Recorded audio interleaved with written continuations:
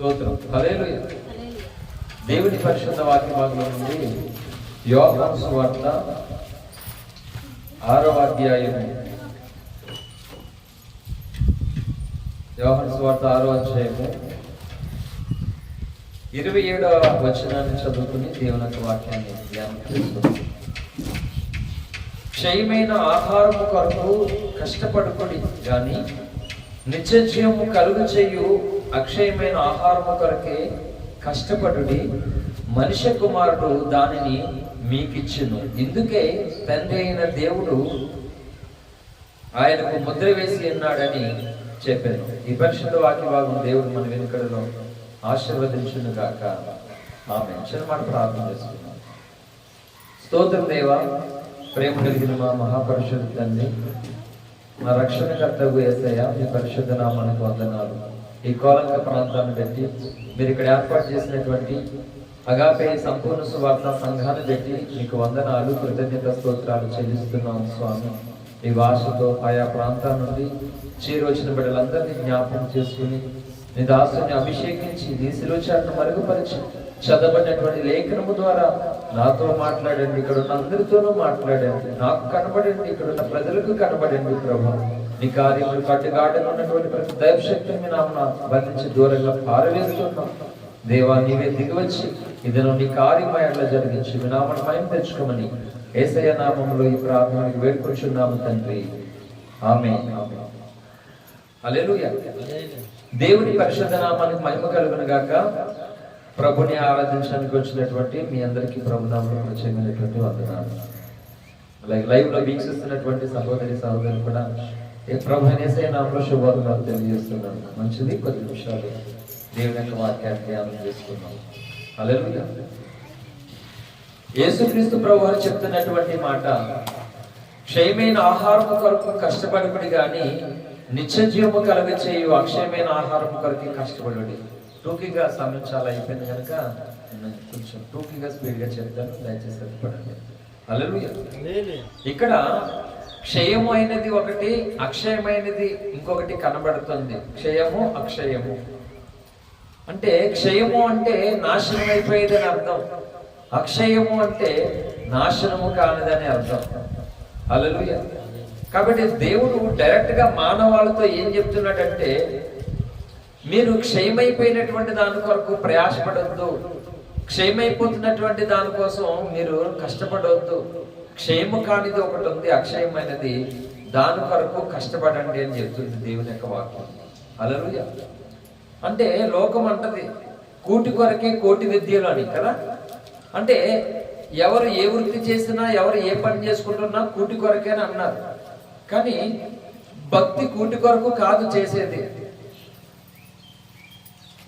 ఈరోజు సమాజంలో క్రైస్తవులంటే విలువ లేదు, సమాజంలో ఈరోజు పాస్టర్స్ అంటే విలువ లేదు.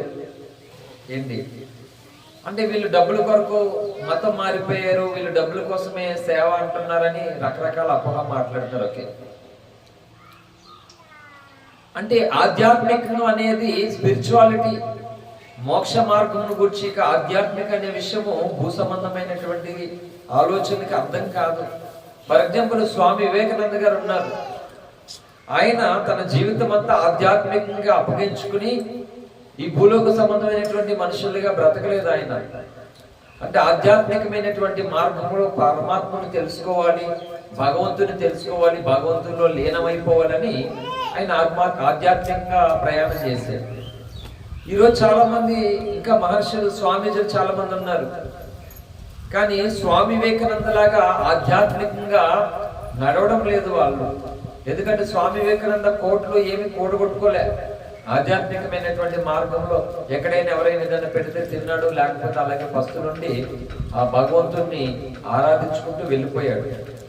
కానీ ఇప్పుడు ఆధ్యాత్మిక అనుకుంటేనే కొంతమంది ఆశ్రమాలని రకరకాలుగాని వేల కోట్ల రూపాయలు సంపాదించుకుని ట్రస్ట్ నడిపిస్తున్నారు. అలాగే క్రైస్తవులను కూడా కొంతమంది ఉన్నారు, ఆధ్యాత్మికంగా చెప్పుకొని డబ్బు సంపాదన కొరకు అసలైనటువంటి భక్తిని నిర్లక్ష్యం చేసి అసలైనటువంటి మార్గాన్ని పక్కన పెట్టి అందులోనూ కూడా సంపాదించినటువంటి వారు ఉన్నారు. అయితే నేను మానవాళికి ఇస్తున్నటువంటి ఒక స్పష్టమైన సందేశం, క్లారిఫికేషన్ ఏంటి అంటే, కూటి కొరకే కోటి విద్యుల్లాగా భక్తి అనేటువంటిది ఆధ్యాత్మికమైనది కూటి కొరకు కాదు. అవసరమైతే భక్తిలో ఈ కూటిని పక్కన పెడతాం. మనం భక్తి జీవితం కొరకు కడుపు మార్చుకుంటాం, ఉపవాసాలు ఉంటాం భక్తి కొరకు, కూటి కొరకు కాదు ఈ విద్య. ఇది పరమాత్మను చేరడం కొరకు, పరమాత్ముని యొక్క దర్శనాన్ని, భగవంతుని యొక్క దయను ఈ భూమి మీద పొందుకోవడం కొరకు భక్తి చేయాలి. అందుకని కొన్నిసార్లు అవసరమైనప్పుడు ఏం చేస్తామంటే ఉపవాసాలు ఉంటాం అన్నమాట. అంటే ఆహారాన్ని విడిచిపెడతాం, కూటిని పక్కన పెడతాం. భక్తి చేయడానికి ఆటంకమైనటువంటి దాన్ని దూరం చేయమని చెప్పింది బైబిల్. అందుకని టూకీగా పరిశుద్ధాత్మ దేవుని వాక్యము సెలవిస్తుంది ఏంటంటే, క్షయమైనటువంటి దాని కొరకేనంట మానవుడు ప్రయాసపడుతూ ఉన్నాడట. ఓకే, క్షయమైనటువంటి ఆహారము కొరకు కష్టపడి అక్షయమైన ఆహారం కొరకు కష్టపడండి అని చెప్పింది బైబిల్. ఓకే, దాన్ని ఆలోచించేద్దాం ఒకసారి. అంటే ఈరోజు ఎటువంటి భోజనం చేసినా రేపటికి మళ్ళీ ఆకలేస్తుంది, అవునా కదా? ఈరోజు ఎలాంటి ఫుడ్ తిను, మళ్ళా కొన్ని గంటల తర్వాత మళ్ళీ ఆకలి అవుతుంది. మళ్ళీ అలాంటి ఫుడ్ దొరుకుతుందో లేదో తెలియదు. ఇక్కడికి ఆధారం వచ్చినప్పుడు నాకు మీరు రకరకాల రుచులు చేస్తుంటారు, నాకు మళ్ళీ వారం అంతా దొరకట్లేదు. హల్లెలూయా. సో క్షయమైనటువంటి ఆహారం కొరకు కష్టపడొద్దని వాక్యం చెప్పిందని చెప్పేసి ఇప్పుడు నేను మీరు అందరూ కలిపి ఈ భౌతిక సంబంధమైనటువంటి ఆహారం కోసం మానేద్దాం, వంట చేయడం మానేద్దాం, ఆ పని చేయడం మానేద్దాం. ఏ అంటే బైబిల్లో ఉంది, మా పాస్టర్ గారు కూడా చెప్పాడు, ఇన్ని రోజులు మాకు తెలీదు కాబట్టి ఈ రోజు నుంచి క్షయమైనటువంటి ఆహారం కొరకు కష్టపడి నేను మానేద్దాను అని తిమోతిలు సాంత్వతం దుర్గారావులు పూనుకున్నారు. ఆ తర్వాత ఇంటికాడ మీరు ఏం చేస్తారు చెప్పండి అమ్మా, ఏం చేస్తారు? తర్వాత అన్ని పాటలు, ఆరాధనలో పాటలు అంటే ఇంటికాడ ఫైట్లు కూడా మొదలవుతాయి, అవునా కదా? క్షయమైనటువంటి ఆహారం కష్టపడొద్దని పాస్టర్ గారు చెప్పారు, బైబిల్లో ఉంది. కాబట్టి పాస్టర్ గారిని ప్రేమించే వాళ్ళు, పాస్టర్ గారిని ఫాలో అవుతున్న వాళ్ళు క్షయమైనటువంటి ఆహారం వ్యర్థం అని చెప్పేసి మానేశారు అనుకో, మొత్తానికి బతుకుతామా మనం? చెప్పండి, బ్రతుకుతామా? అంటే చెప్తున్నటువంటి వ్యక్తి నచ్చాడని నచ్చలేదని కాదు ఇక్కడ, కానీ దేవుడి యొక్క మాట మనము పాటించడానికే పెట్టాడు దేవుడు. ఇది ఎలా సాధ్యమండి, ఇది పాటించుకోవడానికి ఇది చాలా కష్టం కదండి అనడానికి అవకాశం లేదు. అంటే పాటించడానికి దేవుడు బైబిల్ ఇచ్చాడు. ఫర్ ఎగ్జాంపుల్, దేవుడు అన్నాడు, ధనవంతులు పరలోక రాజ్యంలో ప్రవేశించడం కంటే ఒంటి అంట సూది బెజ్జులో దూరడం సులభం అన్నాడు దేవుడు. అలాగన్నప్పుడు కొంతమంది అన్నారు దేవుడిని, అలాగైతే ఎవడు పరలోక రాజ్యాన్ని చేరగలడు అన్నారు. ఇవి మనుషులకి అసాధ్యం కానీ దేవునికి సాధ్యమే అన్నారు. అయితే ధనవంతులైన వారు అందరూ కూడా పరలోక రాజ్యానికి వెళ్ళరా అంటే, అబ్రాహాము ధనవంతుడే కదా? ధనవంతుడే. మరి తండ్రివైన అబ్రాహాము అని పాతాళంలో యాతన పడుతున్నటువంటి ధనవంతుడు అబ్రాహామును పిలుస్తున్నాడు. అబ్రాహాం ఎక్కడ ఉన్నట్టు? దేవుని రాజ్యంలో ఉన్నాడు కదా, పరదేశంలో ఉన్నాడు. అంటే ధనవంతుడైన అబ్రాహాము ధనంతోనే పరలోక రాజ్యాన్ని చేరుకోవడానికి ఏం అడ్డు రాలే. మరి ధనవంతులు బైబిల్ ఒంటే సూది బజ్జుల్లో దూరడం కంటే ధనవంతులు దేవుని రాజ్యంలో ప్రవేశించడం ఎంతో దుర్లభం అని చెప్పింది. అంటే అక్కడ చెప్పిన మాట ఏంటంటే ధనవంతులు చేయడాన్ని అర్థమే కదా. అయితే దానికి క్లారిటీ ఇస్తాను.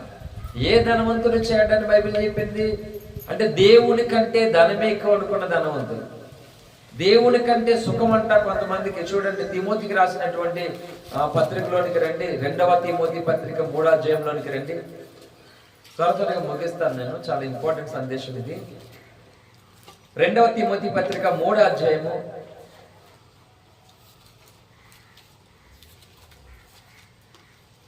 3వ వచనం నుండి చదువుదాం. చదవండి, 3వ అధ్యాయము 3వ వచనం నుండి. నవీన్ దివ్య 3వ వచనం నుండి.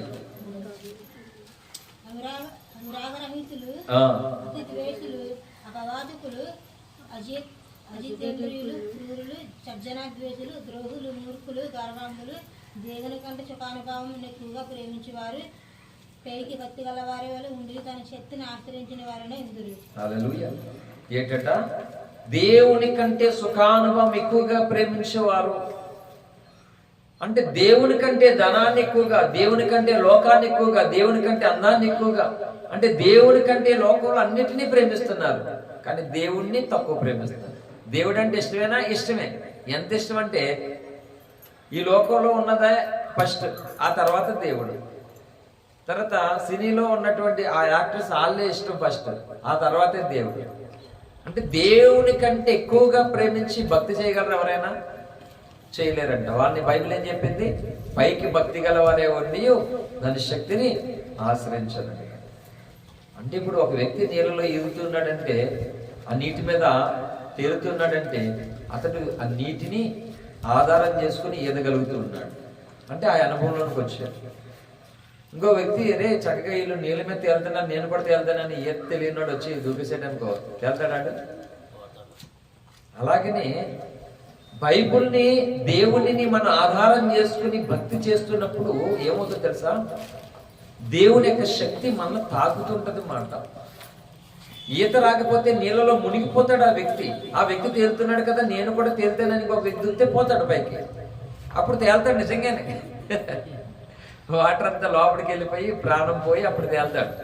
ఆ తేలడానికి నీ బ్రతుకుండగా తేలేదానికి తేడా ఉంటుందా లేదా?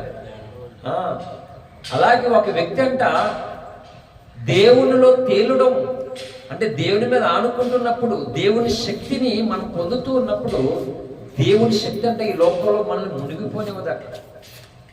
మునిగిపోనివ్వడు. దేవుడు మనల్ని తేలేలకు చేస్తాడు పైకి. చూడండి, వాక్యం నేను చూపెడతాను ఫ్రూట్ తో. మత్తయి సువార్త 14వ అధ్యాయము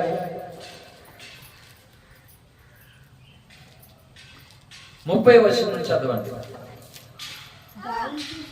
గాలిని చూచి భయపడి మునిపోసాగి ప్రభువా నన్ను రక్షించుమని కేకలు వేసెను.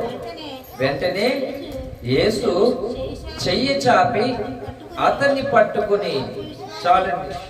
ఇక్కడ అపోస్తలుడైనటువంటి పేతురు గారిని దేవుడు మాట్లాడుతున్నాడు. అసలు అతడు గాలిని చూసి భయపడిపోయి మునిపోసాగేటువంటి పరిస్థితి ఎందుకు వచ్చింది అంటే, ఆల్రెడీ అతను జాలరి సముద్రంలో ఎంతో వేటకెళ్ళినటువంటి అనుభవం ఉంది. ఎన్నోసార్లు పేదరి గారు సముద్రంకి వెళ్ళి అనుభవం ఉన్నవాడు కెరటా తెలీదా? ఎలా ఉంటాయను గాలి తెలీదా? ఊరికి ఎగరేసేసి అన్ని తెలుసు. కానీ పేదరి గారు ఎప్పుడైనా అలా దానికి భయపడ్డా? అంత వేటగాడం ఎప్పుడు భయపడలే. కానీ కొత్తగా భయపడుతున్నాడు ఇక్కడ గాలిని చూసి అని అంటే. అక్కడ పై వచ్చిన చదవండి 28 నుంచి. పేతురు ప్రభువా నీవే అయితే నీళ్ల మీద నడిచి నీ అద్దకు వచ్చేటకు నాకు సెలవిమ్మని ఆయనతో అనెను. ఆయన రమ్మనగానే పేతురు దోణి దిగి యేసునద్దకు వెళ్ళటకు నీళ్ల మీద నడిచను గాని. హల్లెలూయా. అది సబ్జెక్ట్ ఇక్కడ. ఏ ఏటగాడు ఈతగాడు కూడా పేతురు గారు గాలిని చూసి భయపడేవాడైతే ఏటలోకి ఎందుకు వెళ్తాడో? వెళ్ళడు. కానీ ఇప్పుడు కొత్తగా గాలిని చూసి భయపడిపోయి మునిగిపోతున్నాడట. అంటే ఇక్కడ ఎందుకు ఆ గాలిని చూసి భయపడతాడంటే, అంతకు ముందు ఎప్పుడు ఏటగాడు ఈతగాడే కానీ నీటి మీద నడిచిన అనుభవం లేదు. నడవడు ఆ సాహసమే చేయలేదు. అంటే తనకి ఇష్టమైనటువంటి ప్రభువు, తన గురువు నీటి మీద నడుస్తూ ఉన్నాడు. భయపడుతున్నారు ఎవరో అని. ఆయన అన్నాడు, నేనే అన్నాడు. ప్రభువా నీవే అయితే నేను నడుస్తాను అన్నాడు. ఆయన రమ్మనగానే పేతురు దోణి దిగి నీళ్ళ మీద నడిచాను కానీ గాలిని చూసి మునిగిపో. అంటే ముందు ఎప్పుడు నడవలే, ఇప్పుడు కొత్తగా నడుస్తున్నాడు. కొత్తగా నడిచి వచ్చాడు కాబట్టి ఈ గాలి ఆ నడకలోనికి ఆటంకమయ్యేసరికి ఒక్కసారి చూశాడు. అంటే నా నడక సాధ్యం కాదని భయపడ్డాడు, మునిగిపోయాడు. వెంటనే ప్రభువా చేశాడు మంచి పనే. మునిగితే మునిగాడు కానీ అక్కడ ఒక మంచి పని చేశాడు. ప్రభువా నన్ను రక్షించు అని కేకలు వేశాడు. ఈ రోజు నిజమే భూమి మీద ఉన్నటువంటి మానవుడు కేకలు వేయాలి దేవుడికి. ప్రభువా నన్ను రక్షించని కేకలు వేయాలి. ఏం చర్చికి ఎందుకు రాలేదు? ఎందుకు దేవుడికి దూరంగా ఉంటున్నావు అంటే, ఆ సమస్య ఈ సమస్య ఓకే నేను కాదని అంటే మానవాళికి. అయితే ఆ సమస్యల్లో మునిగిపోతున్నారు. ఇప్పుడు ఏం చేయాలి? దేవుని దగ్గర గడిపి ప్రభువా నేను నశించిపోతున్నాను నన్ను రక్షించని కేకలయ్యాను. ఉపవాస కేక ఒకటి ఏంటి? ఉపవాసం ఉండలేకపోతే తినేసే కేకలయ్యాలి దేవుని సార్ అంటే ప్రార్థన కేక అనగా. హల్లెలూయా. ఇశ్రాయేలులు యెహోషువ సారథ్యంలో 6వ అధ్యాయంలో యెహోషువ గ్రంథంలో చూడదులే కానీ లైవ్ లో రికార్డ్ అయ్యేందుకు తర్వాత చూసుకోవచ్చు. 6వ అధ్యాయం యెహోషువ గ్రంథంలో ఎరుకో చుట్టూ ప్రదక్షిణ చేశారు. గుడి చుట్టూ తిరిగారు. ఎరుకో పర్వతం చుట్టూ, ఆ గోడల చుట్టూ 6 మార్లు తిరిగారు. 7వ మార్లు కేకలేసారంటే అందరూ. దెబ్బతో ఏమైంది? ఆ గోడ కూలిపోయింది. 7 రథాలంట లైన్గా వెళ్ళిపోతాయి ఆ గోడ మీద. అంటే అంత వెడల్పు కలిగినటువంటి గోడ అది. ఇప్పుడు ఉందా ఇది మీద 7 రథాలు వెళ్తాయా? 2 కూడా కష్టమే దీని మీద కదా, 2 కూడా కష్టమే. అటువంటిది 7 రథాలు అవలేలగలిగినంత గోడ అంటే ఎరుకో గోడ అంటే. ఆ గోడలో 6 మార్లు దేవుడు చెప్పాడు, మీరు గోడల చుట్టూ తిరగండి అని. తిరిగాడు ఆ ప్రాకారం చుట్టూ. 7వ మార్లు ఏమన్నా సార్? కేకలు వేయమని. బోర్లు ఊదుచు కేకలు వేశారట. దేవుడు పూజ చేశాడు.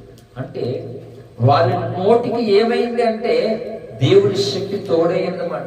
లేకపోతే బాంబులే పోచలే. అందుకే పైకి భక్తి గలవారంట. ఏ భక్తి కలిగిన వారంటే దేవుని శక్తి లేనటువంటి వారట. దేవుని శక్తి లేనటువంటి వారు ఏం చేస్తారంటే ఈ లోక సమస్యలు కలుగుతూ ఉన్నప్పుడు మునిగిపోతారు. దేవుని శక్తి కలిగినప్పుడు మునిగిపోయేటువంటి పరిస్థితులు నీ జీవితంలో నా జీవితంలో ఏర్పడుతున్నప్పుడు నువ్వు ప్రభా అని ఆయన వైపు చూస్తే ఏం చేస్తాడు దేవుడు? మునిగిపోకుండా చేయి పట్టుకొని లేపుతాడంట. హల్లెలూయా. తన పిల్లలు మునిగిపోనిస్తాడా? ఎవడో వచ్చి నీ కొడుకుని తన్నుతూ ఉంటే నువ్వు అలా చూస్తుంటావా? మళ్ళీ నువ్వు ఒంటుండగా ఒంటి మీద చేయతావా? ఆడెవడైనా సరే ఆడంతా చూస్తావు. అలాగే దేవుడు, నువ్వు ఆయన నమ్ముతూ ఉన్నావు, ఆయన తండ్రిని, ఆయనే సర్వమని, ఆయనే దిక్కుని, అంతగా నువ్వు ఆయన ప్రేమించి ఆయన మీద ఆధారపడుతూ కలిగిన కష్టంలో బయటికి రాలేక నువ్వు మునిగిపోతూ ఉంటే వదిలేస్తాడు ఆయన? వదలడు కదా. వెంటనే లేపుతాడు మాట పైన. హల్లెలూయా. కాబట్టి కొంతమంది మునిగిపోతూ ఉన్నారు. అంటే దేవుని కంటే ఈ లోకాన్ని ఎక్కువ ప్రేమించి, సుఖాన్ని ఎక్కువగా ప్రేమించి కొంతమంది మునిగిపోతూ ఉన్నారు. కేకలు కూడా వేయట్లేదు వాళ్ళు, అలా ఉండిపోయారు మాట పైకి లాలి. వాళ్ళు దేవుని శక్తిని ఆశ్రయించలేనటువంటి వ్యక్తులు. కానీ క్రీస్తునందు ఉన్నటువంటి ఒక వ్యక్తి, ఒక భక్తుడు, భక్తురాలంట అటువంటి కఠినమైనటువంటి పరిస్థితులు వచ్చినప్పటికీ కూడా ముందుకు వెళ్ళలేనటువంటి పరిస్థితి. ముందు చూస్తే గొయ్యి, వెనక చూస్తే నుయ్యి అన్నట్టుగాని మధ్యలో ఆగిపోతున్నటువంటి పరిస్థితుల్లో దేవుని వైపు చూసి కేకలు వేయాలి. నీవు తప్ప నాకు ఈ లోకంలో ఎవరున్నారయ్యా, నీకు తప్ప నాలో ఎవరికి చోటే లేదయ్యా, నీవు తప్ప నాకు ఈ లోకంలో ఎవరున్నారయ్యా, నీకు తప్ప నాలో ఎవరికి చోటే లేదయ్యా. దావీదు కుమారుడా నన్ను దాటిపోకయ్యా, నజరేతు వాడ నన్ను విడిచిపోకయ్యా. దావీదు కుమారుడా నన్ను దాటిపోకయ్యా, నజరేతు వాడ నన్ను విడిచిపోకయ్యా.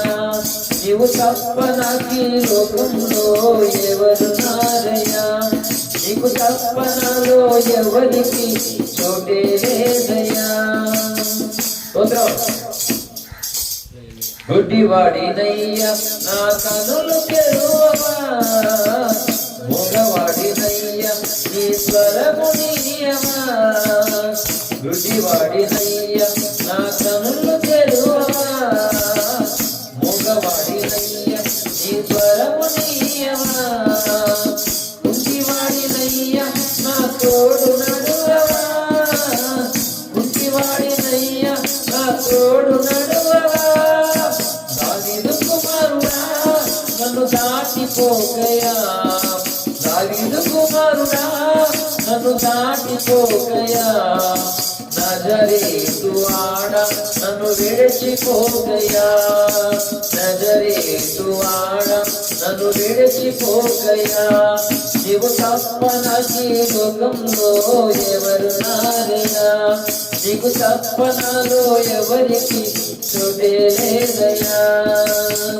లోకమంతా చూసి నన్ను ఏడిపించగా, జాలితో నన్ను చేరదీయవా.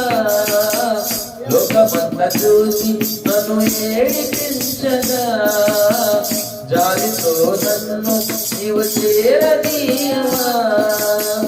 ఒంటరినయ్యా నా తోడు నిలువవా, ఒంటరినయ్యా నా తోడు నిలువవా. దావీదు కుమారుడా నన్ను దాటిపోకయా, దావీదు కుమారుడా నన్ను దాటిపోకయా, నజరేతువాడా నన్ను విడిచిపోకయా, నజరేతువాడా నన్ను విడిచిపోకయా, నీవు తప్ప నాకీ లోకంలో ఎవరు నారయ్యా, నీకు తప్ప నాలో ఎవరికి చోటే లేదయ్యా. నేను చెప్తున్నాను, ఈ భక్తుడు ఇక్కడ అంటున్నాడు, నువ్వు తప్ప నాకు ఈ లోకంలో ఎవరు లేరయ్యా, ఈ లోకం నన్ను చూసినప్పుడు నన్ను ఏడిపిస్తున్నారు, నేను ఒంటరి నా తోడు నిలవాలని ప్రార్థిస్తున్నాడు, నేను గుడ్డువాడిని, నేను కుంటువాడిని, నేను మోగవాడిని అని అడుగుతున్నాడు. ఎంతగా విధేయతతో ఇంత బ్రతమాలు ఎంత ఏడ్చుకుంటే అటువంటి వ్యక్తిని దేవుడు కరుణిస్తాడా? కరుణించడా? కరుణిస్తాడు. ఆయన జాలి కలిగిన మనిషి ఆయన. ఏంటి ఇప్పుడు మనం భోజనం పెట్టుకున్నాం, ఫర్ ఎగ్జాంపుల్ చాలా ఆకలి వేస్తుంది, తిందామని పెట్టుకున్నాం, ఈలోగా ఎవరో మొత్తం చాలా ఆకలితో అలమటించి ఇంకా ప్రాణం పోతుందన్నమాట. మన కళ్ళ ముందు ఒకసారి ప్రజెంట్ అయ్యారు అంటే మనం తినే ఆహారం, నువ్వు తినే ఆహారం నాకు ఇచ్చేస్తే నేను బ్రతుకుతాను అని వాళ్ళ మాటలు మనకు అర్థమవుతుంది, వాళ్ళ బాధ అర్థమవుతుంది. అలా పెట్టుకుని మనం తినేగలమా? తినలేము మనం అసలు. అంటే మనిషిలో ఆ పరిస్థితి చూడగానే మన కళ్ళలోంచి నీళ్ళు వస్తాయి, గుండె కరిగిపోతుంది. జాలి, దయ, కన్నా మనకి ఇలా కలిగినప్పుడు లోకంలో కోటాను కోట్ల మంది మనుషులు ఉన్నారు, ఇంతమంది ఉన్నారు, కానీ ఒక వ్యక్తి వాళ్ళని ఎవరిని ఆశ్రదించక, వాళ్ళ వైపు చూడక, వాళ్ళ సహాయం కోరక ఆ దేవుణ్ణి బ్రతమాలుకుని, నువ్వే నాకు దిక్కయ్యా, నేను ఒంటరి వాడిని, ఒంటరిదాన్ని, కాబట్టి నాకు ఎవరూ లేరయ్యా అని ఆయన వైపు చూసి ఆ ఏడుస్తున్నప్పుడు, కేకలేస్తున్నప్పుడు, నిజంగా ఒకవేళ దేవుడు అనేవాడు ఉంటే ఆ స్థితి చూసి కరిగిపోడు, జాలిపడ్డా ఆయన. మంచి పాట, ఎవరు దైవజన శాలేం రాజు గారు రాసినటువంటి పాట ఇది. బెత్తలమైనటువంటి గుడ్డివాడు అనుభవం కదా.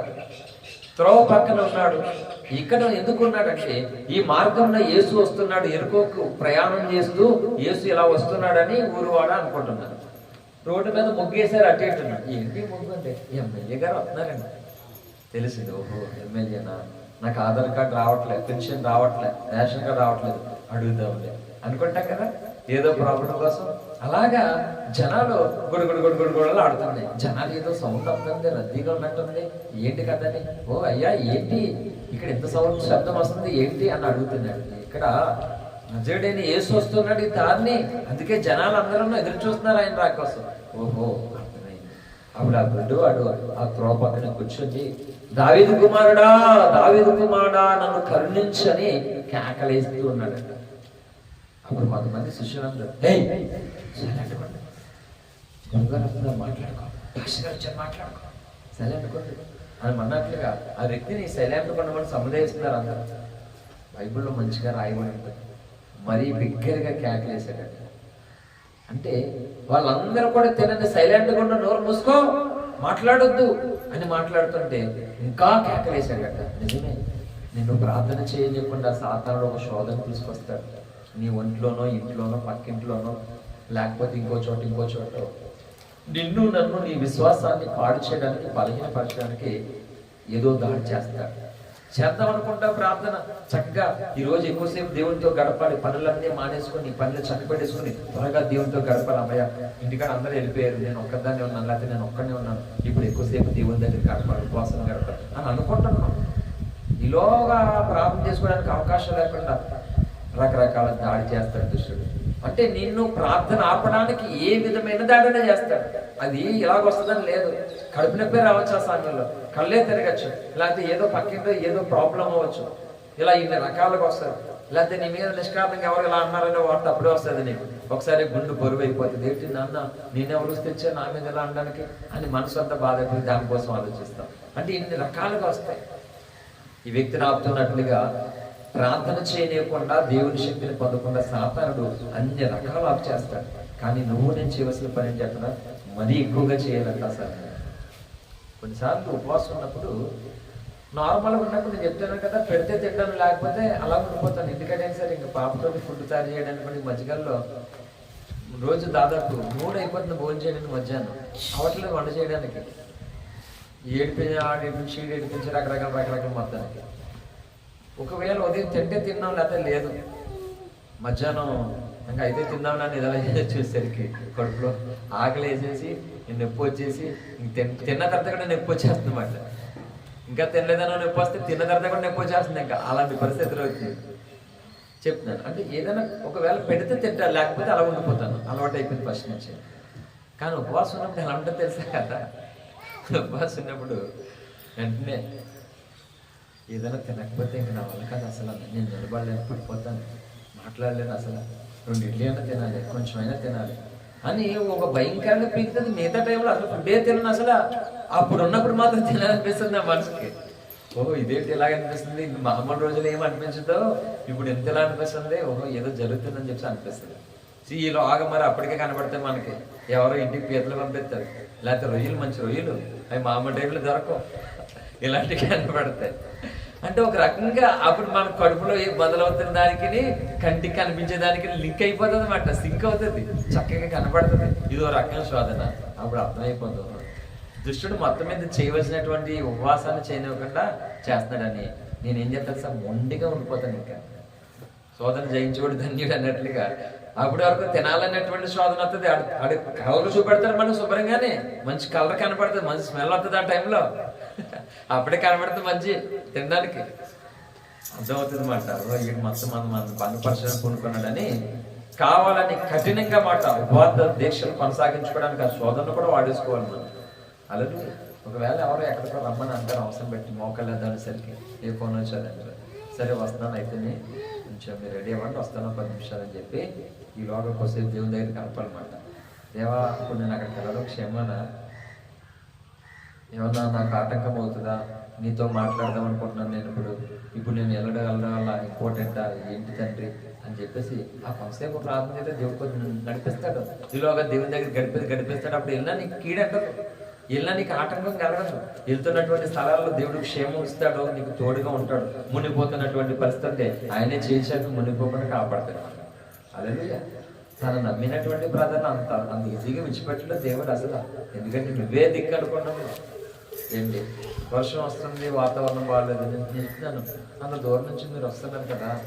నాకు అంటే కొన్నిసార్లు చాలా బాధ అనిపిస్తుంది అన్నమాట. కొన్నిసార్లు నిజంగా నేను అలాగే చేశాను అనమాట. నా ప్రయాణాలన్నీ కూడా ఏంటి కాకినాడ నుంచి తాళరావు రావడం, తాళరావు నుంచి కాకినాడ వెళ్ళడం, హైదరాబాద్లో ఆరాధనకి వెళ్ళి ఉదయం టిఫిన్ చేసేవాడిని కాదు. ఎందుకంటే డబ్బులు ఉంటే కాదు, టిఫిన్ చేసే డబ్బులు ఉంటే, ఆటో ఎక్కే డబ్బులు ఉంటే వెళ్ళి డబ్బులు చర్చికి వెళ్ళి వచ్చేసమాట. కాబట్టి 2 కిలోమీటర్లు 3 కిలోమీటర్లు నడుచుకుని బస్ స్టాప్కి వెళ్ళి అక్కడ ఆర్డినరీ బస్సు వస్తే ఒక రేటు, మెట్రో బస్సు వస్తే మరో రేటు. కనీసం మెట్రో బస్సు ఎక్కితే తొందరగా వెళ్ళిపోతాం, కానీ ఎక్కువ రేటు ఉంటుంది. ఆర్డినరీ బస్సు ఎక్కితే కనీసం కానుకేయడానికి కూడా డబ్బులు ఉంటాయి కదా అని చెప్పేసి ఆర్డినరీ బస్సు కోసం ఎదుర్చోడు. అలాగే ఇంటికి వచ్చేసరికి సాయంత్రం 6-7 అయ్యేది. అంతసేపు ఆరాధన ఉండేది అక్కడ. ఉదయం టిఫిన్ లేదు, మధ్యాహ్నం భోజనం లేదు. తీరా ఇంటికి వచ్చిన తర్వాత ఫుడ్ ఉంటుంది, అప్పుడే నవ్వదు కదా. సో వాళ్ళు అసలు పెట్టుకునేసరికి పాస్టర్ గారు మళ్ళీ సాయంత్రం వచ్చేసేవారు ఇంటికి ఆరాధన.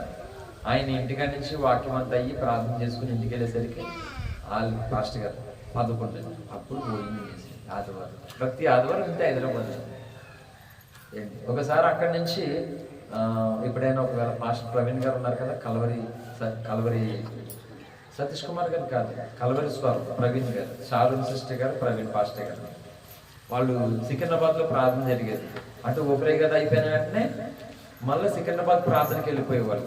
ఆ ప్రార్థన నుంచి ఇంటికి వెళ్ళేసరికి 12 అయిపోయేది. ఇంకెళ్ళిన తర్వాత భోజనం అప్పుడు. ఎందుకంటే డబ్బులు ఓన్లీ ఛార్జెస్ కొరకే డబ్బులు అయ్యన్నా. ఆ ఛార్జెస్ అయినా నేను చెప్తే యథార్థంగా ఆదివారం అనడానికి కూడా ఛార్జెస్ ఉండే కాదు. ఎందుకంటే ఇంట్లో అన్నయ్యలు అందరూ డ్యూటీకి వెళ్తే శాలరీ వచ్చినప్పుడు మాత్రం అందరూ ఆరాధనకు వచ్చేవారు అక్కడికి. మిగిలిన స్థలాల్లో పక్కన ఉన్న చర్చికి వెళ్ళేవాళ్ళు. నాకు ఉండలేకపోయేవాడిని, ఎందుకంటే వాకింగ్ వచ్చి మొదటి నుంచి సరిపోయేది కాదు, వాకింగ్ అర్థమయ్యేది కాదు, అంత ఆత్మీయత లేదు, బాధ అనిపించేది. అందుకని ఎట్టి పరిస్థితుల్లోనూ అక్కడికి వెళ్ళడం వరకు దేవా ఛార్జెస్ డబ్బులు ఉంటే చాలు, ఛార్జెస్ డబ్బులు ఉంటే చాలు అని చెప్తున్నాను. కానుక కూడా వేసేవాడు కాదు, అదార్థంగా చెప్తున్నాను. ఎందుకంటే డబ్బులు లేవు. రేట్లు ఛార్జీకి రావడానికి ₹1 అయినా సరే ఛార్జీ తక్కువ కాకుండా జాగ్రత్తగా చూసుకునేవాళ్ళు అన్నమాట. వాళ్ళు వీళ్ళు తోసి సాయం చేసేది ఆదివారం అక్కడ ప్రార్థనకి వెళ్ళడానికి. అలాగా అంత కష్టపడి ఆరాధనకి వెళ్ళేవాళ్ళు. చాలా ఇబ్బంది పడేది. కానీ అంటే మీ విషయంలో నాకు కలిగే ఆధారం ఏంటంటే, ఆ రోజు నేను అంత ప్రయాసపడి అంత కష్టపడి దేవుని సన్నిధికి వెళ్ళేవాడిని కాబట్టి నా ప్రయాసం దేవుడు అర్థం చేయలేదు కదా, వాళ్ళ బిడ్డలో పిల్లలతో అంత దూరం నుంచి రోడ్డు బాగిపోయినంత ఆస్తో వస్తున్నారు అని ఒక ధైర్యం వస్తుంది నాకు మిమ్మల్ని పెట్టి. ఒక మన దూరం నుంచి వస్తున్నారు, వాతావరణం బాగోపోయినా అని బాధపడతాను మనిషిగాని. కానీ దేవుడు ఏం చేస్తాడంటే, సో ఆ రోజు నేను అలా కష్టపడ్డాము అనే కదా ఈ రోజు దేవుడి చేతిలో నిలబెట్టాను. ఖచ్చితంగా దేవుని కొరకు మనం చేసే కొన్ని రిస్కులు, కొంత మనకు ఖర్చు అయిపోవడం, కొంత నష్టపోవడం, అదంతా మనకి దేవుడు మన ముందున్నటువంటి దినాల్లో మనకు ఒక ఆశీర్వాదం చేస్తాడు. పెద్దలు ఈ లోక సామెత ఏం చెప్పినా 4 రాళ్ళు వెనకేసుకోలేదు, దేవుడు మనకు ముందేస్తాడు. అలాగే నిజమే, లోకం ఆలోచన మాట వెనకేసుకోవాలి, ఎదుగుతున్నారు పిల్లలు, ఎదుగుతున్నారు, ఆడపిల్లలు ఉందా అది ఉందని మనం వెనకేసుకున్నాను అనుకుంటాం. కానీ దేవుడు మనకు ముందేస్తాడు అనమాట. మెట్టగా ఉన్నటువంటి స్థలాలను చేస్తాడు. నీ పాదములకు రాయి తగలకుండా దూతలంట తమ చేతుల మీద ఎత్తి పట్టుకున్నారంట. అంటే నీ ప్రతి అడుగులోనూ కూడా ఏమన్నా అడ్డుగా ఉన్నాయేమో, నువ్వు నడుస్తున్న మార్గంలోనంట దేవుడు కనురెప్పలా కాపాడతాడంట. ఈ కంటి బొమ్మలను, ఈ కనురెప్పలు, ఈ కంటికి మనం అనుకోవచ్చు ఎందుకున్నాయి, ఎంత అవసరమా ఏమన్నాని, ఈ ఎందుకు ఇక్కడ కనురెప్పలు ఉన్నాయి, ఈ జుట్టు కూడా ఇక్కడ నెత్తి మీద వస్తే బాగుంది కదా అలా అనిపిస్తుంది. ప్రతిది కూడా మనకి మేలే. ఈ కనుబొమ్మలు ఈ లేకపోతే, ఈ రెప్పలు లేకపోతే ఏంటి, కంటికి ప్రతి సూక్ష్మ రేణువులు హాని చేసేటువంటి ప్రతిదీ కంటికి వెళ్ళిపోతుంది. ఈ పలసిటీ ఎవరన్నా చూస్తారు, దాన్ని ఎవరన్నా పట్టించుకుంటా. ఈ ఐబ్రస్ లేని కూడా ఏంటి అది గ్లిజరిన్ లా కాటికి లాంటిది ఏదో ఉంటుంది, దాంతో ఇలా లాగేస్తున్నారు. ఏంటి చెప్తున్నాను బయట. కానీ ఇవి కంటికి కన్ను పోకుండా కాపాడేది ఈ కన్ను రెప్పలు. హల్లెలూయా. ఈ కనుబొమ్మలు అంటారు, ఈ కను రెప్పలు అంటారు. ఈ రెండు ఒకటి కాదు. ఇది మ్యాక్సిమం ఇది అందమే, కానీ ఇది అందం కాదు. ఇది కంటిని కాపాడడానికి ఒక సైనికుడు మాట, రక్షకుడు. హల్లెలూయా. సో గుండె కూడా ఇటు బాగానే మనకి దట్టమైనటువంటి ఎముక భాగం ఉంటుంది మనకి కదా, ఎముక భాగం ఉంటుంది. అంటే ఆ ఎముక భాగంలో లోపల పెట్టాడు దేవుడు గుండెని. అవసరం పెట్టి చెప్తున్నాను, డాక్టర్లు దేవుడితో సమానం అని అంటారు. చిన్నప్పుడు నాకు అర్థమయ్యేది కాదు డాక్టర్లు దేవుడితో సమానం అంటే దేవుడు. ఇన్నాళ్ళకి నాకు అర్థమైంది డాక్టర్ నిజంగా దేవుడితో సమానం అని. ఎట్లా తెలుసా అంటే వైద్యం చేస్తున్నారు, జ్వరానికి మందు, కడుపు నొప్పికి మందు, అందుకది దేవుడితో సమానం. తెలుసా ఎందుకు దేవుడితో సమానం అంటే తెలుసా డాక్టర్లే? చాలా మందికి తెలియదు, నాకు కూడా తెలియదు ఎందుకను. మొన్న తెలిసింది నాకు ఆ సత్యం. అయితే ఆపరేషన్ చేస్తారు కదా, మనకి ఆపరేషన్ చేసేటప్పుడు మన ఊపిరి ఆపేస్తారు. ఊపిరి ఆపేవాడు, ఊపిరి తీసేవాడు ఎవరు? దేవుడు ఒక్కటే. కానీ డాక్టర్ ఆపరేషన్ చేసినప్పుడు మన ఊపిరి ఆపేస్తాడు. ఆ ఊపిరి మళ్ళీ డాక్టర్ రప్పిస్తాడు అనమాట. అంటే చూడండి వాళ్ళని దేవుడు ఎంత జ్ఞానంతో నింపుకుంటాడు. డాక్టర్స్ గుండె ఆపరేషన్ చేస్తారు. గుండె ఆపరేషన్ చేసినప్పుడు గుండె ఇలాగా 24 hours కొట్టుకుంటారు కదా గుండె. ఆపరేషన్ చేసినప్పుడు గుండె కొట్టుకుంటుందా?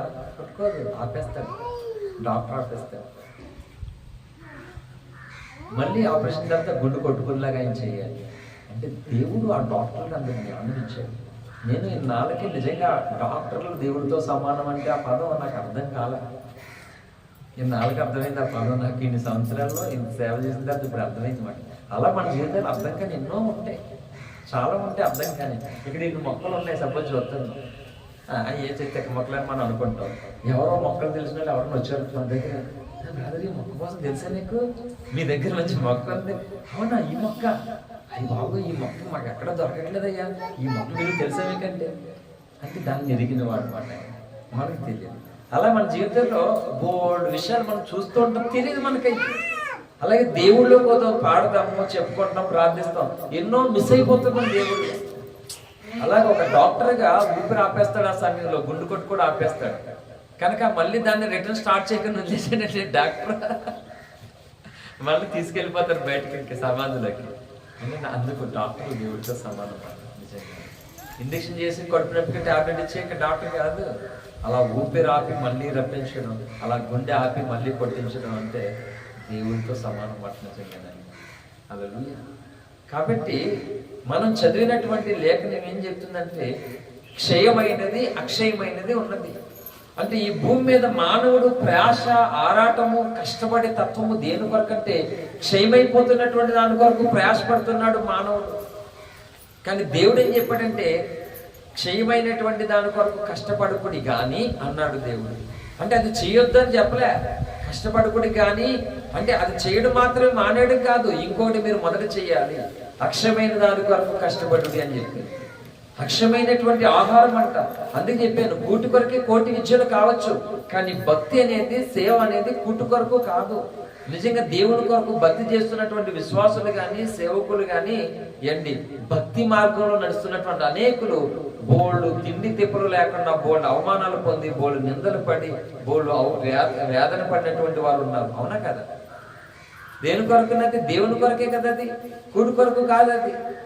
కాబట్టి ఆధ్యాత్మికం అనేది ఇంకా క్రైస్తవులకి సరిగ్గా అర్థం కాలేదు, లోకానికి కూడా అర్థం కాలేదు. కాబట్టి ఈ రోజు దేవుడు మన ముందు వచ్చినటువంటి టాపిక్ ఏంటంటే క్షయమైనది, అక్షయమైనది. క్షయమైన దానికోసం చెప్తూ అన్నాడు ఆయన, క్షయమైన ఆహారం కొరకు కష్టపడుకుడి అన్నాడు. మత్తయి సువార్త 6 అంటాడు, ఏమి తిందుమో, ఏమి త్రాగుదమో, ఏమి ధరించుకుందామో దాని గురించి, రేపటిని గురించి చింతించుకుడి, మీ చింత యావత్తు ఆయన మీద వేయమన్నాడు. ఎందుకంటే 1 పేతురు 5:8 ప్రకారంగా మన కోసం దేవుడే చింతిస్తున్నాడంట. అంటే మనకి ఏదైనా చేయాలని, మనకు ఆలోచించాలని దేవుడే చింతిస్తున్నాడు. అందుకని ఈ ఆహారం కోసం, వస్త్రాల కోసం, ఈ భౌతిక సంబంధమైన కోసం చింతపడొద్దు అన్నాడు దేవుడు. కాబట్టి ఏనాటిది ఆనాటికి చాలును. దేవుడు అంటే మన కోసం ఆలోచిస్తున్నాడంట, మనకి ఇవ్వాలనుకున్నటువంటి ప్రతిదాని కోసం. హల్లెలూయా. కాబట్టి మనల్ని ఏం చేయమంటాడంటే, అంటే నీ శ్రమయము, నీ కష్టము అంతా కూడా ఈ క్షణికమైనటువంటి దాని కొరకే వృధా చేసేసుకోకు. అక్షయమైనటువంటిది ఉంది, ఒక జీవాహారం ఉన్నది, దాని కొరకు నువ్వు ప్రయాసపడాలంట. ఆ జీవాహారం ఎవరైనా వాక్యం చదువుతుందంటే చూడండి, అదే యోహాను సువార్త 6వ అధ్యాయం 50వ వచనం చదవండి. చదువుతాను. దీన్ని తినివాడు చావుకున్నట్లు పరలోకం నుండి దిగి వచ్చే ఆహారము ఇదే.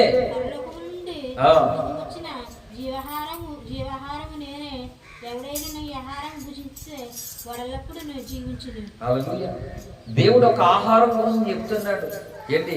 నిజమే, భూమి మీద ఏ జీవరాశి అయినా సరే ఆహారం భుజించాలి. అవునా కదా? ఆహారం భుజించకపోతే ఎవరో బ్రతకరు భూమి మీద, అంటే కంపల్సరీ ఆహారం. కానీ దేవుడు అలా ఏం చెప్తున్నాడంటే, భూమి మీద ఉన్నటువంటి ప్రతి జీవరాశికి ఆహారం ఎంత అవసరమో, ఆహారం తినకపోతే చనిపోతారు.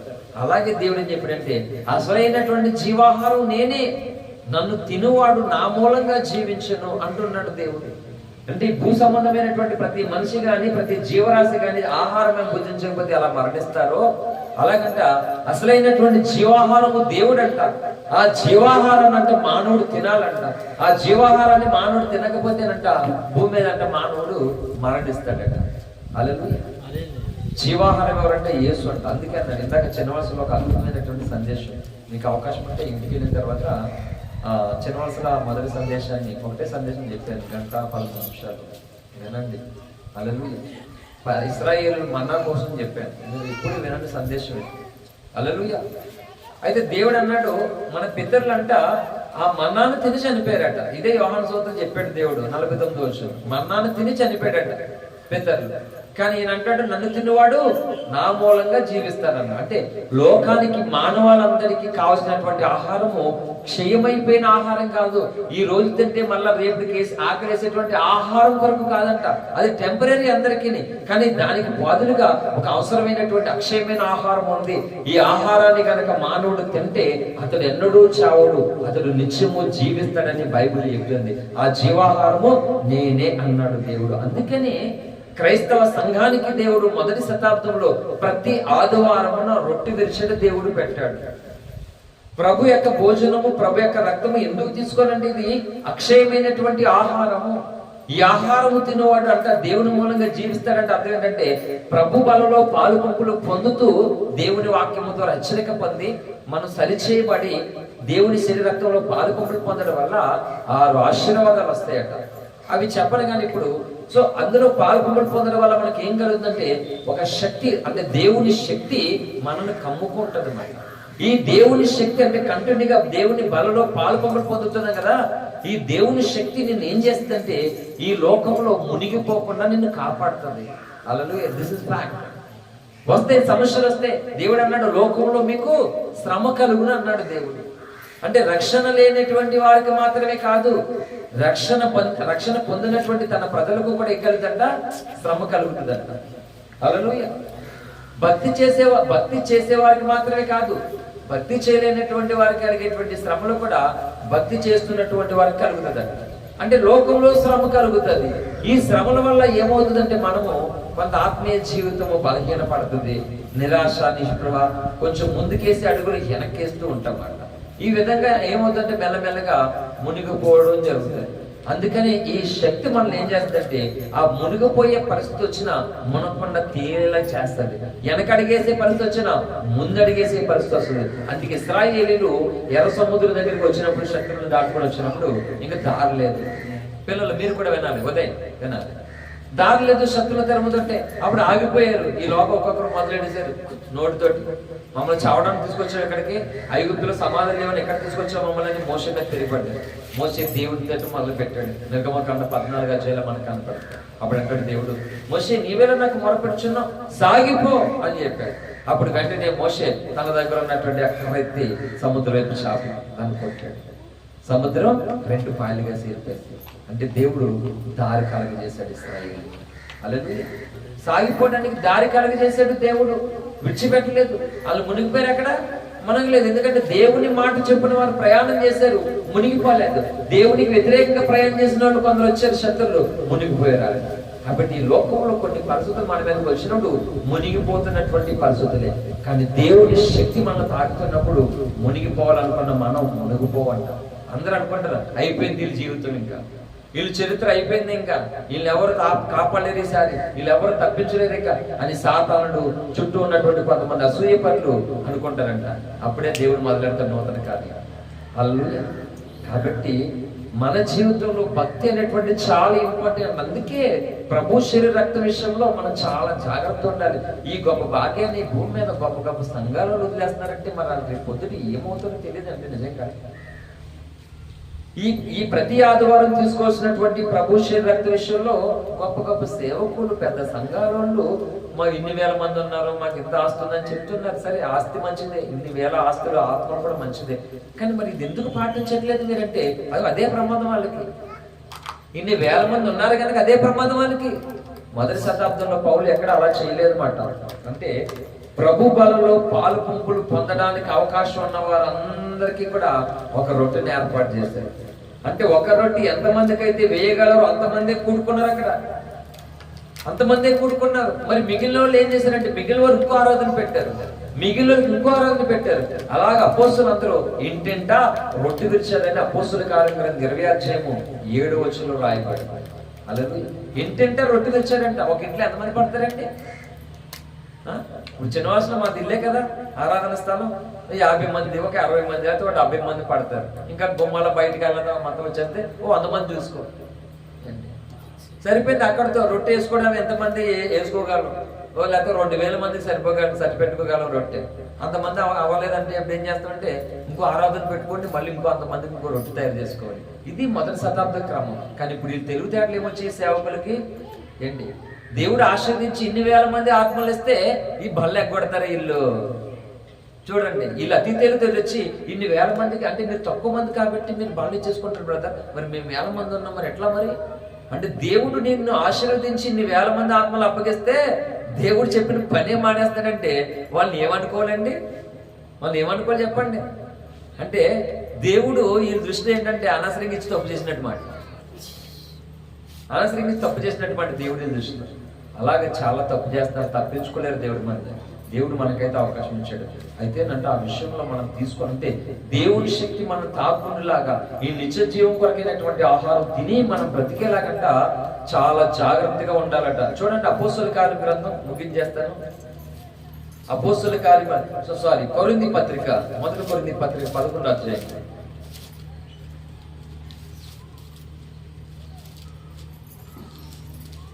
28వ వచనం నుంచి చదవండి. 28వ వచనం చదవండి. కొరింథీ 11వ అధ్యాయం 28. కాబట్టి ప్రతి మనుషుడు తను తాను పరీక్షించుకునవలెను, అలాగూ చేసి ఆ రొట్టెను తిని ఆ పాత్రలోని త్రాగవలెను. ప్రభు శరీరమని వివేచింపక తిని త్రాగువాడు తనకు శిక్షావిధి కళ్ళకే తిని త్రాగుచున్నాడు. ఇందువలనే మీలో అనేకులు బలహీనులను రోగులను ఉన్నారు, చాలా మంది నిద్రించున్నారు, చనిపోతారు. అటు కూడా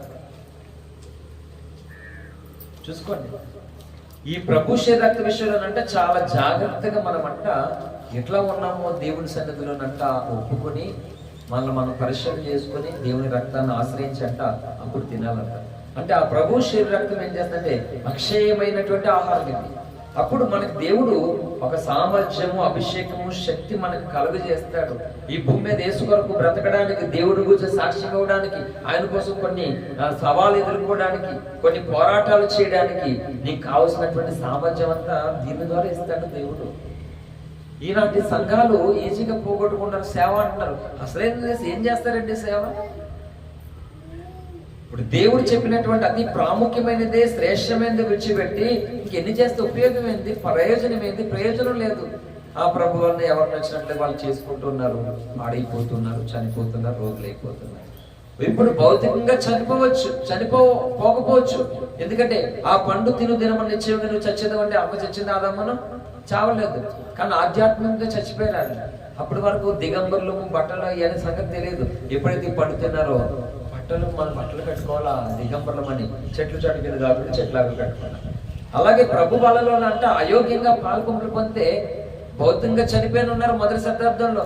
ఇప్పుడు ఆధ్యాత్మికంగా చనిపోయి బలహీనం అయిపోతున్నారు, శక్తిహీనులు అయిపోతున్నారు, దేవునికి దూరం అయిపోతున్నారు మట్టి. అందుకని చాలా జాగ్రత్తగా తినాలంట. ఇది జీవాహారము, ఇది ప్రభు అయినటువంటి యేసు సొంత శరీరం అన్నమాట. హల్లెలూయా. కాబట్టి అక్షయమైనటువంటి దాని కొరకంట మనం పొందుకోవడానికి కష్టపడాలి, ప్రయాసపడాలంట. దీనికి బదులుగా మానవుడు ఏం చేస్తాడంటే 4 రాళ్ళు వెనకేసుకోవాలి రేపటికని క్షయమైనటువంటి దాని కొరకు కష్టపడుతున్నాడంట. అందుకే బైబిల్ చెప్పింది, మీరు క్షయమైనటువంటి ఆహారం కొరకు కష్టపడకూడదు కానీ అక్షయమైనటువంటి ఆహారం కొరకు కష్టపడి అది తండ్రి కుమారుడికి అనుగ్రహించినట్ట. కుమారుడు ద్వారా మనకి భాగ్యాన్ని ఇచ్చాడు. కాబట్టి యేసుక్రీస్తు ప్రభువు చెప్తూ ఉన్నాడు మాట, మన జీవితంలో క్షయమైపోతున్నటువంటి దాని కొరకు కాక అక్షయమైనటువంటి దాని కొరకంట మనం కష్టపడితే, మనం ప్రయాసపడితే ఆ కష్టము, ఆ ప్రయాసం అంట మనకు ముందు దేవుడు పెడతాడు. అది మనకు ఆశీర్వాదంగా ఉంటుంది. ఇప్పుడు ఎంతో మంది భక్తులు కనబడుతున్నారు. వాళ్ళు ఇప్పుడు భక్తులు అయిపోయారంటే వాళ్ళ జీవితంలో ఎన్ని కష్టాలు ఎదుర్కొన్నారండి, ఎన్ని ఇబ్బందులు ఎదుర్కొన్నారు. ఇందాక చిన్నవాసలో ఒక మంచి మాట చెప్పారు. మెసేజ్ అంతా వండర్ఫుల్ మెసేజ్ వినండి. అందులో ఒక మాట చెప్పారు, ఇప్పుడు భక్తి చేయాలనుకుంటే ఆరోగ్యం కావాలని ఒకరు, ధనం కావాలని ఒకరు, బలం కావాలని, జ్ఞానం కావాలని రకరకాలుగా అంటున్నారు. అబ్రాహాము భక్తుడే, అయితే అబ్రాహాం ధనాన్ని పొందుకోగలిగాడు, జ్ఞానం పొందుకున్నాడు. అబ్రాహాం ఒక గనుడు, ప్రవక్త, అన్నీ ఉన్నాయి, భక్తిపరుడు కూడా. అలాగే చెప్పినటువంటి ఉపమానం ఏంటంటే బీదలాజరు అన్నాడు. బీదలాజరు ధనవంతుడు కాదు, అవునా? పైగా అనారోగ్యంతో ఉన్నాడు. అతడు ధనము లేదు, ఆరోగ్యం లేదు, బీదవాడు, దరిద్రుడు, కుక్కలు వచ్చి కురుపు నాకేటువంటి స్థితిలో ఉన్నాడు. ఒంటరివాడు, ఏమీ లేదు తనకి. అయినా సరే ఆ స్థితిలో ఉన్నా సరే బీదలాజరు ఏమయ్యాడు? భక్తుడయ్యాడు. హల్లెలూయా. చూడండి ఎలాగా కాగలిగాడు. ఆరోగ్యం లేదు, ధనం లేదు, బలం లేదు, ఒక మనిషి లేడు తనకు తోడు, ఏమీ లేకపోయినా భక్తి అవ్వగలిగాడంట. అంటే దేవుడు ఎంత కృప చూపించాడంటే ఏమీ లేనోడిని కూడా భక్తుడు చేయాలనుకుంటున్నాడు ఆయన. హల్లెలూయా కదా. ఏమీ లేకపోయినా సరే నీకు నాకును మనల్ని అయినా భక్తులు చేయాలనుకుంటున్నాడు దేవుడు. మనకు చాలా మంది ఇప్పుడు డబ్బులు ఉన్నాయనుకో, సపోజ్ బండి కొనుక్కుంటాం, లేకపోతే కారు కొనుక్కుంటాం, ఇంకోటి డబ్బులు, లేకపోతే కాలుతోనే నడుచుకుని వెళ్తాం, చేతులతో చేసుకుంటాం.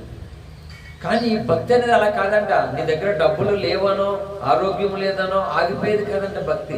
అందుకని వీళ్ళని ఏమీ లేకపోయినా భక్తులే అవకాశం కూడా ఉంది మనకి, మన జీవితంలో. ఇది ధైర్యమే కదా అందరికీ. అదే నా దగ్గర డబ్బులు లేకపోయినా భక్తి చేయొచ్చా? డబ్బులు ఉంటేనే చదువుకుంటాం, డబ్బులు లేకపోతే చదువుకోవడానికి అవుతుంది ఈ రోజుల్లో? డబ్బు లేకపోతే ఏ పని అవుతుంది ఈ రోజుల్లో. కానీ డబ్బుతోనే భక్తిని కూడా దేవుడు ముడిపెట్టాడని ఒకవేళ మనం ఎవరో భక్తి చేయలేకపోతే, అవునా కదా. కానీ దేవుడు అంత కృప చూపించి నీకు డబ్బు ఈ లోకంలో అన్ని కావాల్సినానికి డబ్బు కావాలని, కానీ నన్ను చేరుకోవడానికి నీకు డబ్బు అవసరం లేదురా. నీ లోపల ఉన్న విశ్వాసం చాలు, నీ ఆశ చాలు, అంతే దేవుడు పెట్టాడు. అలా పేదలందరిలో ఆశ్రయించాడు, గొప్ప భక్తుడు కాగలిగాడు. హల్లెలూయా. కాబట్టి మనం ప్రార్థన చేద్దాం దేవుని కొరకు. ప్రభు రాకడ సమీపంగా ఉన్నది, మన పోకడ సమీపంగా ఉన్నది. కనుక మన జీవితంలో క్షయమైనది ఒక పక్క, అక్షయమైనది మరో పక్క ఉన్నాయి.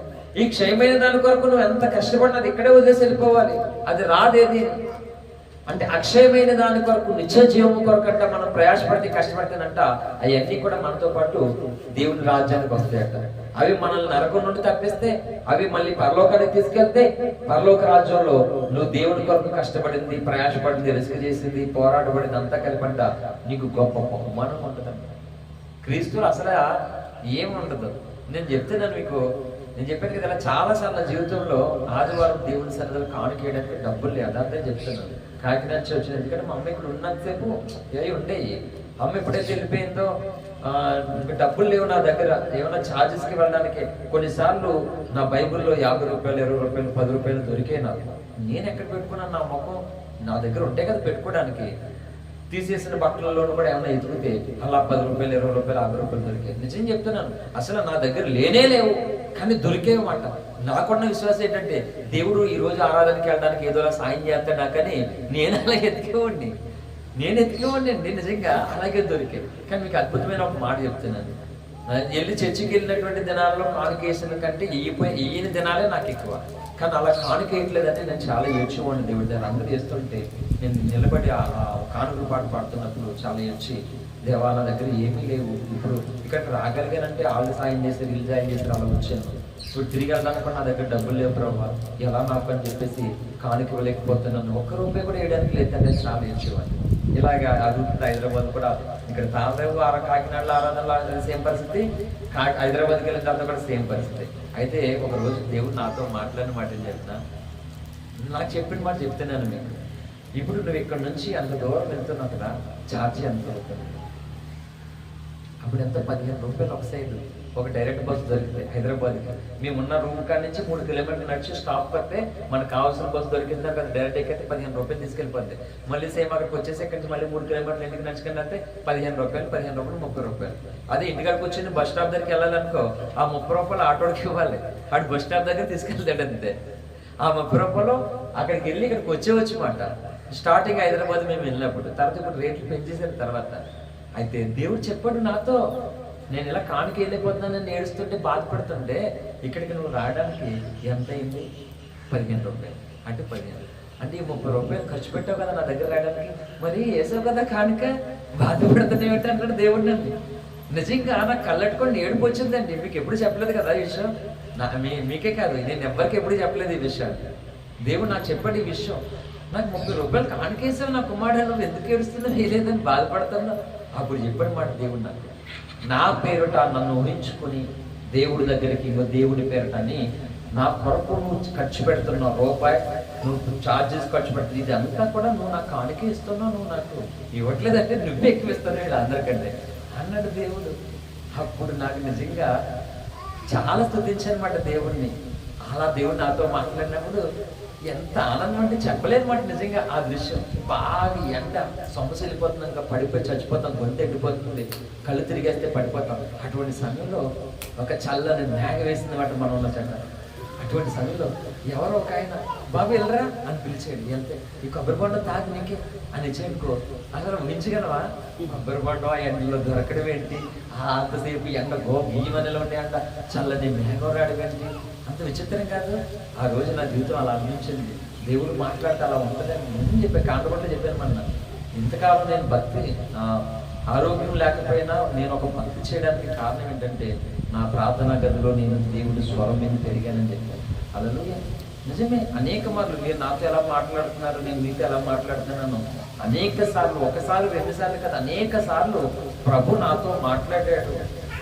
నాకు తోడుగా ఉంటానని చెప్పాడు, నన్ను ఆశీర్వదిస్తానని చెప్పాడు, నువ్వు ఉద్యోగం చేయొద్దని చెప్పాడు దేవుడు. అందుకే ఆయన మాట ప్రకారమే నేను ఉద్యోగం చేయలేదు, చేస్తున్నటువంటి దాన్ని విడిచిపెట్టుకొని వచ్చేసాను హైదరాబాద్ నుంచి. హల్లెలూయా. అప్పుడు నాకు ఎంత పట్టలేనంత ఆనందం. నిజమే కదా, దేవుడి దగ్గరికి వెళ్తున్నది ఆయన కొరకే కదా ఖర్చు పెట్టింది. నిజమే, కానికి వెళ్ళదని అంటే ఓ చెప్పనా, నేను ఒట్టిగా బాధపడడం దేవుడికి ఇష్టం ఉండదు. ఇప్పుడు సపోజ్ చెప్తున్నాను, దొరగారే ఉన్నాడు, ప్రార్థనకి రాలేదు, ఫోన్ చేశాను, ఏ బ్రదర్ రాలేదంటే, అంటే చర్చికి వచ్చినా కానుకేయడానికి డబ్బులు ఏమని మానేశాను అన్నాడు. చెప్పండి, ఏం బ్రదర్ వాళ్ళు చర్చికి వచ్చి కానుక వేయడానికి డబ్బులు లేదా? కానుక వేయకపోతే చర్చికి రావద్దని నేను చెప్పానా? కానుక లేవు, కానుక డబ్బులు లేవు, రావద్దని చెప్పానా? అసలు నువ్వు అంత దూరం నుంచి చేయడం కష్టపడి అది కానుకే కదా అని చెప్పేసి నేను చెప్పాను దానికి. సపోజ్ ధైర్యం వస్తుందా లేదా? అలా దేవుడు నాతో మాట్లాడి బలపరిచాడు. అప్పుడు నేను కానుక డబ్బులు లేవని బాధపడతానప్పుడు అంటే వెళ్తున్నాను ఆయన దగ్గరికి, అంటే కానుక వేయడానికి డబ్బులు లేదు కాబట్టి ఈరోజు మానేయాలి అని అనుకుంటానా? అనుకోలేదు అనమాట. అంటే నేను చెప్తాను అర్థం చెప్పనా, ఒట్టిగా వ్యర్థంగా నువ్వు నేను బాధపడుతుంటే దేవునికి ఇష్టం ఉన్నది, అసలు తట్టుకోలేడైనా. ఆ రోజు దేవుడు నా బాధ అలా తీరితే నేను ఇప్పుడు మళ్ళీ అటువంటి బాధ పడలేదు ఎప్పుడు. అంటే అలా చేయలేకపోయినా ఇలా వేయలేదు నేను, నీకు అర్థం అనుకుంటే అలాగే ఇలాగని చెప్పేసి. అంటే మన కన్నీళ్ళు అంట వ్యర్థంగా బయటికి రావడం దేవుడికి అసలు ఇష్టం లేదు.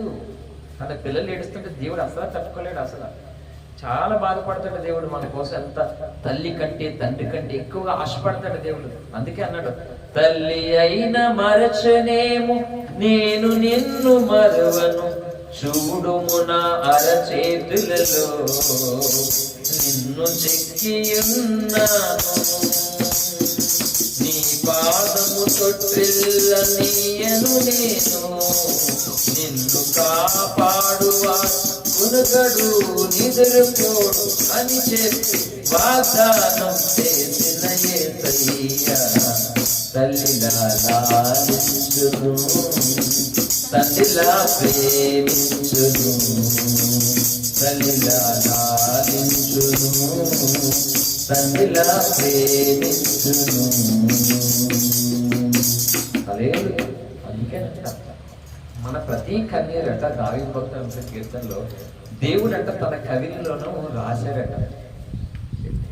ఇన్నాళ్ళు వాటర్ ట్యాంకులు వచ్చాయి కదా, నీలకాలు వచ్చే ఊళ్ళో పేరు చెప్పిన పట్టుకుంటూ వాళ్ళు మార్క్స్ కొలత పేర్లు చెప్పి. అలా దేవుడు నువ్వంట కారుస్తున్నటువంటి ఆ కన్నీరంట ఒక కొలత వేస్తాడట. జీవగ్రంథంలో ఉంటుందంట ఆయన దగ్గర, ఎంత కన్నీరు కార్చావో ఆ కన్నీరు అంతా కొలత వేస్తాడట దేవుడు. హల్లెలూయా. కాబట్టి దేవుని కొరకు మనం చేస్తున్నటువంటిది ఏది కూడా ఏది అర్థం కాదట, ఏది అర్థం కాదు. నిన్న పాపను మన హాస్పిటల్ తీసుకెళ్తేని తిమ్మరపురం దాటిన తర్వాత అవతల కొబ్బరిది చేస్తున్నారు కదా, అదృశ్యం రాష్ట్రంగా చూపించిన సార్ చూడు కొబ్బరి చెట్లు, ఆ కొబ్బరి చెట్ల నుంచి కొబ్బరికాయ వచ్చింది.